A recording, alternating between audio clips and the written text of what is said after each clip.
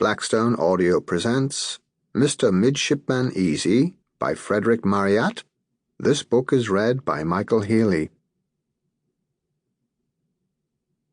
Introduction to the Dover edition. It is a pleasure to introduce Midshipman Easy to a new generation of readers. Equality Jack starts his naval career completely spoiled by his doting mother and badly handicapped by the beliefs inculcated in him by his father about the rights of man and the equality of all.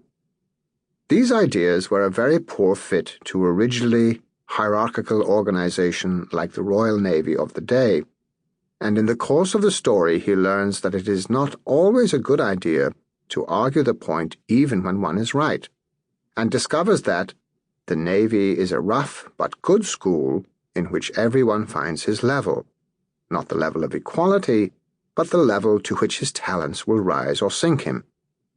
At the end of the book, he ends up, as did Marryat, as a landed proprietor with a large family.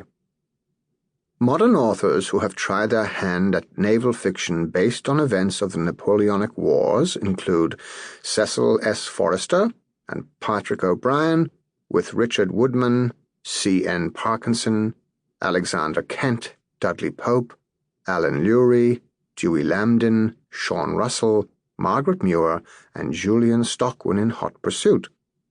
However, the undoubted founder and master of the genre is Mr. Midshipman Easy's creator, Captain Frederick Marryat, R.N., 1792 to 1848.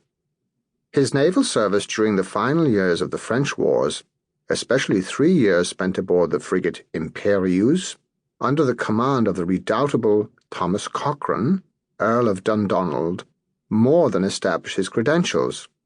Cochrane had a remarkable career and was the real-life model for both Forrester's Hornblower and O'Brien's Aubrey.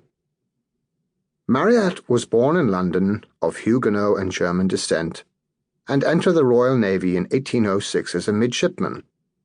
His father, Joseph Marryat, was a wealthy man with enough influence or interest, as it was described in the Navy, to secure his son a berth in a crack frigate under a conspicuously successful commanding officer.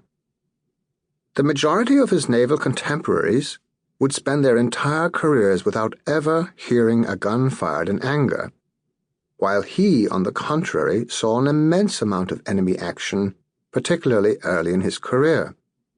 He took part in numerous cutting-out expeditions, boarding enemy vessels from the ship's boats. Sample complete. Ready to continue?